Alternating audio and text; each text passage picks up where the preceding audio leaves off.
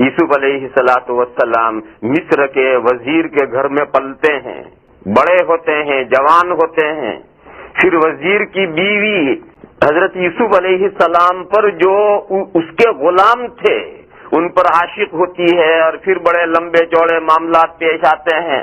پھر وہ معاملہ پیش آتا ہے جب شاہی خاندان کی ساری عورتیں ایک ٹی پارٹی میں اکٹھا ہوتی ہیں، اور وہ ساری عورتیں حضرت یوسف سے سفارش کرتی ہیں کہ وہ اپنی سیٹھانی کی بات مان لیں.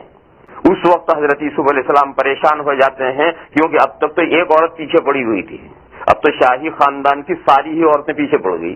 تو حضرت یوسف علیہ السلام وہاں سے ہٹتے ہیں اور بارگاہ خداوندی میں دعا کرتے ہیں.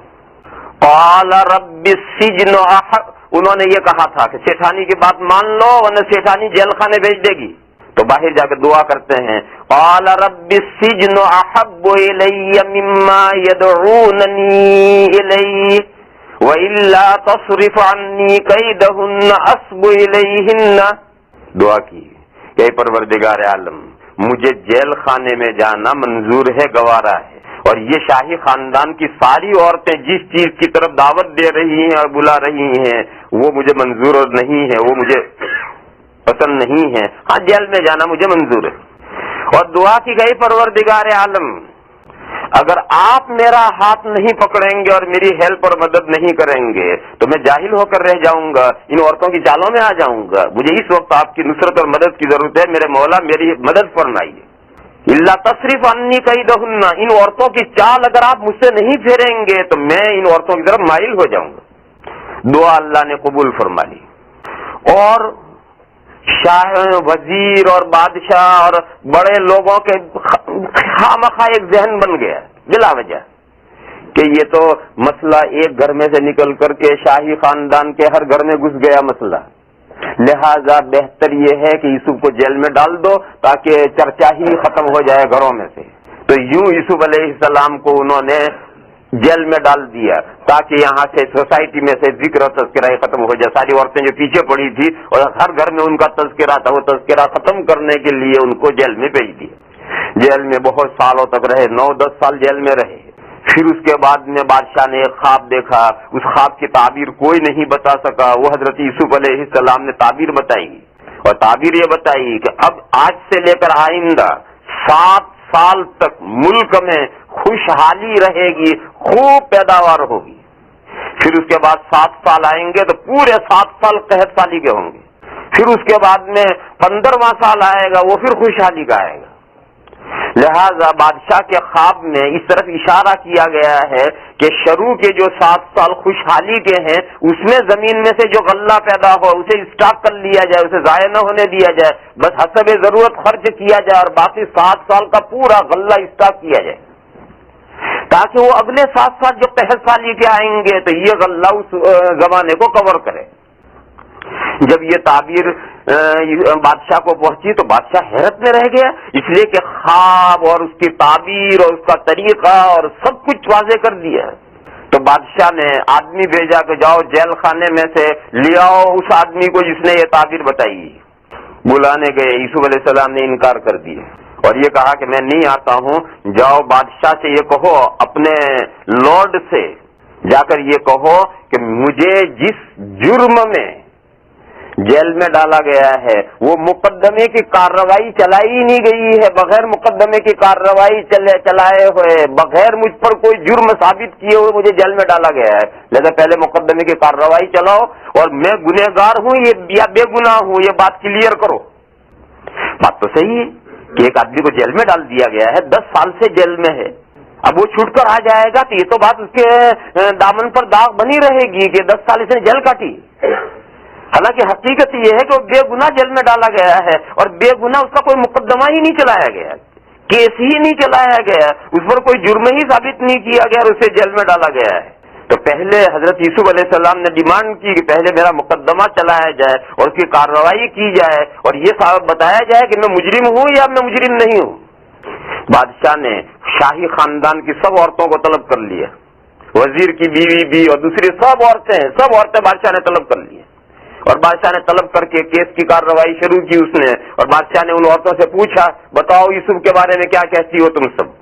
تو شاہی خاندان کی تمام عورتوں نے ایک زبان سے کہا کہ وہ تو معزز فرشتہ ہے۔ جب سب نے کہا وہ معزز فرشتہ ہے تو اب وزیر کی بیوی کو جھک مار کے اقرار کرنا پڑا، اور اس نے بادشاہ کے سامنے اقرار کیا کہ یوسف بے گناہ ہے، اور اب بات کلیئر ہو گئی ہے، میں زیادہ دنوں تک اس پر پردہ نہیں ڈال سکتی ہوں، جرم میرا ہے، غور غلایا میں نے تھا، دھوکہ دینے کی میں نے انہیں کوشش کی تھی، وہ بے گناہ ہے۔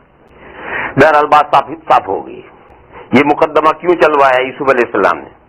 قرآن کریم میں ہے، یوسف علیہ السلام نے یہ کہا کہ میں نے یہ مقدمہ اس لیے نہیں چلوایا تاکہ میرا بے گناہ ہونا ظاہر ہو اور ساری دنیا جان لے کہ میں گنہگار نہیں ہوں، بے گناہ ہوں، کیا اس لیے میں نے مقدمہ نہیں چلوایا؟ اپنی برات کے لیے، اپنے کو پاک صاف ثابت کرنے کے لیے میں نے مقدمہ نہیں چلوایا۔ ذالک لیعلم انی لم اخنہ بالغیب، یہ مقدمہ میں نے اس لیے چلوایا ہے کہ میرا جو باس تھا، میرا جو سیٹ تھا، مصر کا وزیر، جس نے مجھے بازار سے خریدا تھا اور گھر میں لا کر بیٹے کی طرح پالا پوسا تھا، اس کے سامنے اس کا ذہن صاف ہو جائے اور اس کے سامنے یہ بات کلیئر ہو کر آ جائے کہ میں نے اس کی بیوی پر بری نظر نہیں ڈالی۔ اب تک تو اس کا جو وزیر ہے اس کا ذہن اللہ جانے کیا ہے، کیونکہ ساری دنیا طرح طرح کی باتیں سنتا ہے کہ قصور بھی اس کی وزیر کی بیوی کا ہے یا قصور یوسف علیہ السلام کا ہے، یہ بیوی ان کے پیچھے پڑی ہے یا یوسف علیہ السلام ان کے پیچھے پڑے ہیں، تو بات کلیئر نہیں۔ لیکن جب مقدمہ ہو کر ساری کارروائی کلیئر ہو گئی تو اس وزیر مصر کا ذہن صاف ہو گیا کہ نہیں، یوسف جو ہے اس نے کوئی خیانت نہیں کی، وہ پورا وفادار غلام تھا۔ ذالک لیعلم انی لم اخنہ بالغیب وان اللہ لا یہدی کید الخائنین، اور خیانت کرنے والے جو لوگ ہوتے ہیں ان کی چالیں زیادہ دنوں تک کامیاب نہیں ہوتی، کچھ وقت تک تو ان کی چالیں چلتی ہیں لیکن زیادہ دنوں تک چالیں نہیں چلتی۔ کہتے ہیں کہ جھوٹ کے پیر لکڑی کے ہوتے ہیں، کچھ دنوں کے بعد میں ٹوٹ جاتے ہیں، زیادہ دور تک جھوٹ نہیں چلتا۔ جب یہ سب ہو گیا تو بادشاہ نے پھر بھیجا کہ اب مقدمے کی کارروائی مکمل ہو گئی ہے، تم بے گناہ ہو، اب آ جاؤ۔ تب یوسف علیہ السلام جیل خانے میں سے بادشاہ کے پاس آئے، اور اب تک تو بادشاہ نے خواب کی تعبیر وہیں جیل خانے سے منگوائی تھی۔ اب جب یوسف علیہ السلام دربار میں آئے اور اس نے خود براہ راست یوسف علیہ السلام سے گفتگو کی تو یوسف علیہ السلام تو آگے چل کر نبی بننے والے ہیں، اور ہونہار بیروے کے چکنے چکنے پاس پہلے ہی سے اس کے ہوش مندی اور دانش مندی اور حکمت اور سمجھداری کے آثار نمایاں اور ظاہر ہوتے ہیں۔ تو بات چیت کر کے بڑا متاثر ہوا، اور اس نے یوسف علیہ السلام سے بادشاہ نے یہ کہا کہ یہ جو آپ نے خواب کی تعبیر بتاتے ہوئے یہ کہا ہے کہ 7 سال کا غلہ اور اناج اسٹاک کیا جائے پورے ملک کا، اور صرف بقدر ضرورت ہی لوگ استعمال کریں، ضرورت سے زائد استعمال نہ کریں، زائد بیکار ویسٹ نہ کریں، تمام سیو کر لیا جائے غلہ اور حسب ضرورت ہی لوگ استعمال کریں۔ تو اب مہینہ 2 مہینہ 6 مہینے 7 مہینے کا اسٹاک ہوگا، 7 سال کا مسلسل اسٹاک کرتے ہی جاؤ اور وہ محفوظ رہے، سڑے نہ بگڑے نہ، تو بڑا لمبا چوڑا کام ہے۔ تو یہ کام کیسے انجام دے؟ تو یوسف علیہ السلام نے یہ فرمایا کہ اگر آپ کے بس میں یہ کام نہیں ہے تو یہ کام مجھے سونپ دو، میں کر دوں گا۔ قال اجعلنی علی خزائن الارض انی حفیظ علیم، فرمایا کہ میں اس پر پوری قدرت رکھتا ہوں، پورے ملک کا غلہ محفوظ کر کے دکھاؤں گا، اور مجھے اس کے طریقے معلوم ہیں، اگر آپ کے بس میں یہ کام نہیں ہے تو یہ کام مجھے سونپ دو۔ چنانچہ بادشاہ نے یہ کام حضرت کو سونپ دیا۔ اب گویا پورے ملک مصر کے تمام پیداوار کے مالک حضرت ہو گئے۔ اب جس طرح سے حضرت اجازت دیں گے اتنی لوگ استعمال کریں گے، دوسرا حضرت لوگوں سے خرید کر سب اسٹاک کر لیں گے۔ ہر کسان کو اس کی ضرورت کے بقدر استعمال کرنے کی اجازت ہے، بقیہ گورنمنٹ کو بیچو، اور گورنمنٹ پیسہ دے کر کے وہ غلہ لے کر گورنمنٹ محفوظ کر دے گی۔ اب اس کے طریقے حضرت نے شروع کر دیے۔ تو جب پورے ملک کی پیداوار کا حضرت کو جمع کرنے کا اختیار مل گیا تو گویا پورا ملک حضرت کی قلم رو کے سرکل میں آ گیا۔ پورے ملک میں دورے کرنے پڑیں گے، جگہ جگہ جانا پڑے گا۔ اس مرحلے پر جب بات پہنچی تو قرآن کریم نے قصہ روکا یہ قصے کا بیان چلا آ رہا تھا، اوپر سے قرآن کریم نے وہ قصہ روکا اور روک کر چند آیتیں ارشاد فرمائی ہیں. وہ چند آیتیں جو ہے ان میں یہ مضمون بیان کیا گیا ہے جو مضمون میں سمجھا رہا ہوں. پورے ملک مصر میں وہ جم گئے. وَكَذَلِكَ مَكَّنَّا لِيُوسُفَ فِي الْأَرْضِ، ایسا جماؤ عطا کر دیا کہ پورے ملک میں جہاں چاہیں تشریف لے جائیں اور جہاں چاہیں ٹھہریں. جیسے اپنا ایک آدمی کا اپنا بہت بڑا 500,000 بیگھے کا فارم ہوتا ہے تو جہاں چاہے جائے، جہاں چاہے رات گزارے، ادھر رات گزارے، وہاں رہے، پورا 1000 بیگھے کا فارم اس کا ہے. تو پورا ملک مصر گویا حضرت یوسف علیہ السلام کا فارم بن گیا. جہاں چاہیں جائیں، جہاں چاہیں ٹھہریں، جہاں چاہیں رہیں. وَكَذَلِكَ مَكَّنَّا لِيُوسُفَ فِي الْأَرْضِ يَتَبَوَّأُ مِنْهَا حَيْثُ يَشَاءُ. غور کرو، ابھی آدھا گھنٹہ پہلے کیا صورتحال تھی اور آدھا گھنٹے کے بعد کیا صورتحال ہوگی. آدھا گھنٹے پہلے جیل خانے کی کالی کوٹڑی میں پڑے تھے یوسف علیہ السلام، اور آدھ گھنٹے میں حالات بدلتے ہیں کہ پورے ملک مصر کے مالک ہو گئے. جہاں چاہیں بے تکلف جائیں، کوئی روکنے والا کوئی ٹوکنے والا نہیں، جہاں چاہیں ٹھہرے رہیں. جو کیسا چینج، انقلاب کیسا لاتے ہیں اللہ. یہ قصہ اس لیے روکا ہے کہ اللہ تعالیٰ انقلاب کیسے لاتے ہیں. کبھی تم غور کرو، آدھا گھنٹے پہلے یوسف علیہ السلام کی کیا حال تھی، آدھا گھنٹے کے بعد صورت حال کیا ہے. نصیب برحمتنا من نشاء، یہ جو یوسف علیہ السلام پر اللہ کا فضل و کرم ہوا ہے، یہ وہ رحمت اور مہربانی ہے اللہ کی. ایمان اور اعمال صالحہ کی رحمت اور مہربانی وہ یہ ہے. اللہ فرماتے ہیں نصیب برحمتنا من نشاء، ہم اپنی رحمت جسے چاہیں پہنچاتے ہیں. یہ ضروری نہیں ہے کہ ہر ایمان والا جو ہے اور ہر عمل صالح کرنے والے کو اس کے ایمان اور اعمال صالحہ کی برکتیں پہنچ ہی جائیں، ایسا کوئی ضروری نہیں.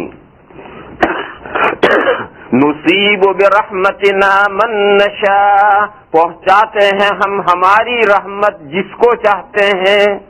بلکہ جتنے اللہ کے مقرب بندے ہیں ان کی آزمائشیں زیادہ ہوتی ہیں. ان آزمائشوں میں سے زیادہ تر آزمائشیں غریبی کے ذریعے سے ان کی ہوتی ہیں. غور کرو، آقائے دو جہاں تاجدار مدینہ حضرت محمد مصطفیٰ صلی اللہ تعالی علیہ وسلم، جو اللہ کے سب سے زیادہ محبوب اور مقرب بندے ہیں، سب سے زیادہ سخت حالات حضور پر آئے ہیں. اور اتنے سخت حالات آئے ہیں کہ 2 مہینے حضور کے گھر میں چولہا نہیں جلتا تھا، کوئی چیز پکانے کے لیے ہوتی نہیں تھی. بس وہی جو گھروں میں کھجوریں ہوتی تھی وہ کھجوریں کھا لی، پانی پی لیے. کھجوریں اور پانی پر 2 مہینے صورتحال گزر جاتی تھی، گھر میں کوئی چیز پکانے کے لیے نہیں ہوتی تھی. کئی وقت کے فاقے، اور فاقے سے بےتاب ہوتے تھے تو پیٹ پر پتھر باندھتے تھے، ایک نہیں 2 پتھر باندھتے تھے. یہ سب حالات حضور پر گزرے ہیں.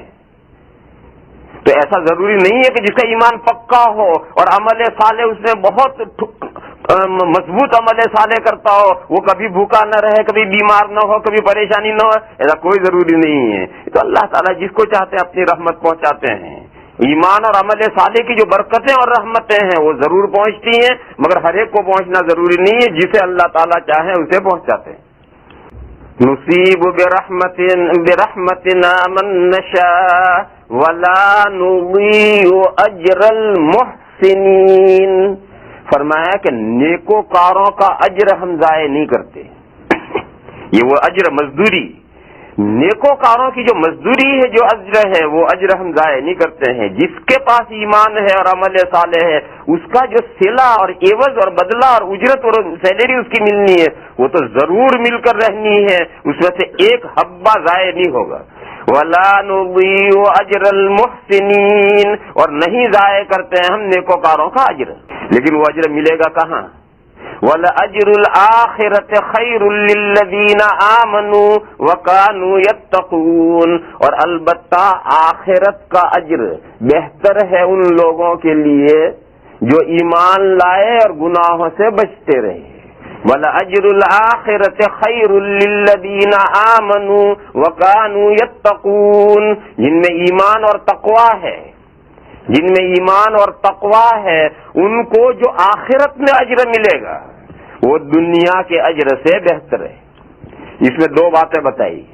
اس آیت کریمہ میں 2 مضمون ہیں، ایک تو ایک ایمان اور تقوی کا جو اجر ملے گا وہ آخرت میں ملے گا، دنیا میں نہیں ملے گا، اور ایک حبہ اجر کا ضائع نہیں ہوگا، رتی رتی اس کے اجر کا ضرور اجر رتی رتی ملنے والا ہے، لیکن آخرت میں ملے گا۔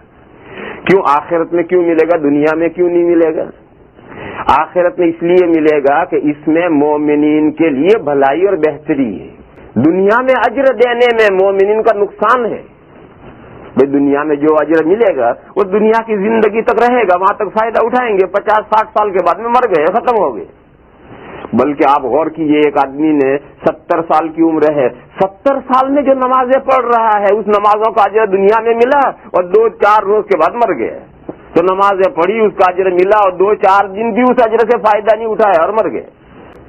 اور آخرت میں ایمان اور عمل صالح کا جب اجر مل گیا تو اب یہ سدا رہے گا، ہمیشہ ہمیشہ کے لیے رہے گا، اب یہ کبھی ختم ہونے والا نہیں۔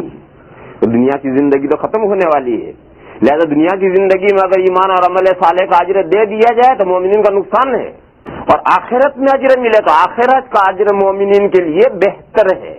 اس لیے مومنین کی بہتری کے لیے اللہ تعالی نے آخرت میں ان کے لیے اجر رکھا ہے۔ ایک بھائی یہ کہتے ہیں کہ تھوڑا سا دنیا میں دے دیتے، تھوڑا آخرت میں دے دیتے، سارا آخرت کے لیے کیوں رکھا؟ اگر سارا دنیا میں دے دیتے تو بھائی مومنین کا نقصان تھا، لیکن تھوڑا سا دنیا میں دے دیتے، تھوڑا سا آخرت میں دے دیتے۔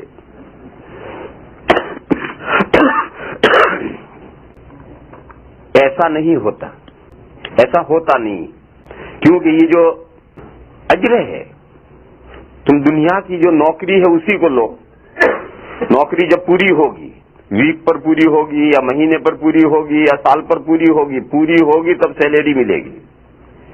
اور نوکری کے درمیان میں اگر دوپہر کو چائے ملتی ہے تو یہ چائے تنخواہ میں سے نہیں کٹے گی کہ ہمیں اپنی تنخواہ میں سے چائے بھی پلایا کرو، نہیں، تنخواہ میں سے چائے نہیں پہلے پلائی جاتی۔ اگر سیٹ چائے پلائے گا تو اس کی طرف سے ایک احسان ہوگا، وہ اس کی تنخواہ میں سے چائے نہیں ملے گی، تنخواہ تو جب اس کا کام پورا ہوگا تب تنخواہ اسے ملے گی، اور یہ اس سے پہلے اگر دیا جائے گا تو یہ اس کی طرف سے ایک احسان ہوگا۔ قاعدہ یہی ہے، لہذا عمل کرنے والا جب عمل مکمل کرے گا تب اجر ملے گا۔ فضائل کی جو فضائل رمضان والی کتاب میں ایک حدیث آپ حضرات نے بار بار سنی ہے کہ عید کے دن اللہ تعالیٰ فرشتوں کو یہ کہتے ہیں کہ ہم میرے بندوں کو یہ انعام دو، تو فرشتے پوچھتے ہیں کہ پروردگار عالم کیا یہ رمضان شریف کی وجہ سے؟ اللہ فرماتا نہیں، رمضان شریف کی برکت نہیں، یہ تو جب مزدور مزدوری کام پورا کرتا ہے تو اس کا یہ حق ہے کہ اسے اجرت ملے۔ تو غرض مزدوری کا قاعدہ یہی ہے، اجر کا قاعدہ یہی ہے، لہذا مومنین کو ان کے ایمان اور عمل صالح کا اجر تو پورا پورا آخرت میں ملے گا۔ ہاں، چائے دنیا میں بھی پلا دی جاتی ہے، یہ وہی رحمت اور برکتیں ہیں، ایمان اور عمل صالح کی رحمت اور برکتیں ہیں کہ ہر ایک کو چائے ملے گی نہیں، یہ ضروری نہیں۔ نصیب برحمتنا من نشاء، ہم جس کو چاہیں گے اپنی رحمت اور مہربانی پہنچائیں گے۔ دیکھو یوسف علیہ السلام کا یہ حال ہے، تو دوسرے پیغمبروں کی صورتحال دوسری تھی، دوسرے پیغمبروں کی صورتحال دوسری تھی، خود آقائے دو جہاں کی صورتحال دوسری تھی۔ بلکہ نیک لوگ اگر دنیا میں حالات بہت موافق ہو جائیں تو پریشان ہو جاتے تھے کہ کہیں ہمارے ایمان اور عمل صالح کا کوئی اجر ہمیں دنیا میں تو نہیں دیا جا رہا، وہ دنیا میں لینے کے لیے تیار نہیں ہے۔